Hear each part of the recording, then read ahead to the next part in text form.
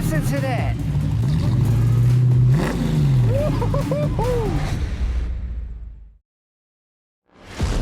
Caffeine and Octane is brought to you by Haggerty. Let's drive together. And by Skill, what powers you.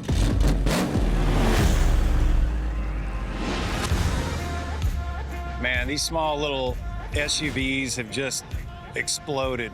Man, this is gorgeous. Beautiful car. Oh, thanks, man. What's your name? Andy. Andy. So what year is that? This is 87, and it's a Defender. This was originally right-hand drive. It was a diesel turbo, and it didn't look like this. Yeah, I mean, obviously, I don't know these cars very well, so I mean, it could have been a 2015 for all I knew. This car was designed to be used in a modern situation. Sure. It's drivable, Yeah. it's reasonably fast. Yeah, This sure. is a Stage 3 tuned 4.6 Range Rover engine, putting out 370 horsepower. Ooh, that's cushy. Yeah, this is the whole dash unit is from the later style Puma. Seat heater? Seat heater. These seats are from a Discovery. We obviously haven't recovered and whatever to Wow. match. I mean, if you didn't know better, this could be like a new car. This particular vehicle was originally owned by the Glaswegian Police Force in Scotland and was specifically designed to transport prisoners. Let's check out where the criminals hang out. Not much of a criminal I'm today. sorry. I'm sorry, I was a bad boy. Hey, are you a good boy though? So when we got this, it had bars along the back here with cages all across the windows. And they left us a nice pair of handcuffs still attached, which we had to cut off, obviously. But the only prisoner now is Charlie the dog. He's got his own space back there, yeah. I mean, we haven't finished out the back because we don't know what we're going to do, whether we're going to put seats in there or maybe a dog pen or something, but we'll work that out.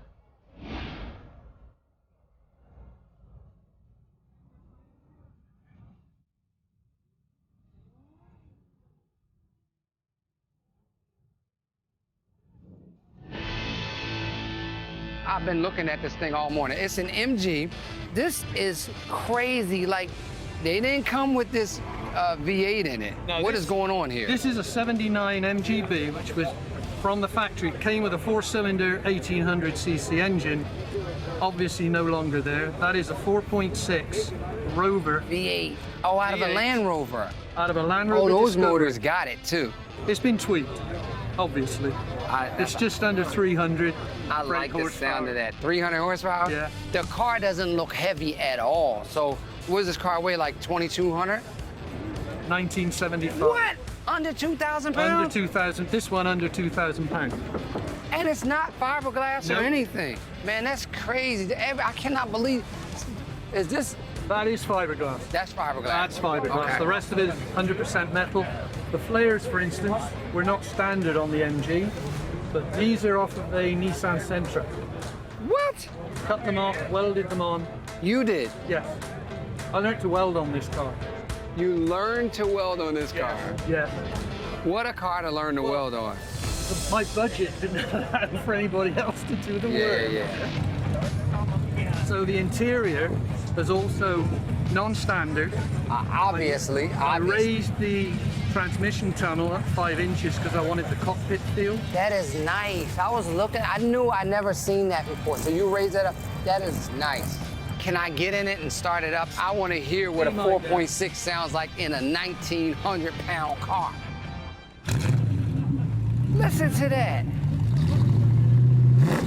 Woo-hoo-hoo-hoo. I love it. This always gets me excited. Look at the throttle response when you hit the throttle. That's what a 4-barrel does. The throttle response feels as responsive as a fuel-injected car. You have a wife? Yes, I do. She goes with you? She does. Well, actually, that's why she's called the Silver Lady, because the only way I could build her was to say I was going to build her for her. Smart man. Smart man.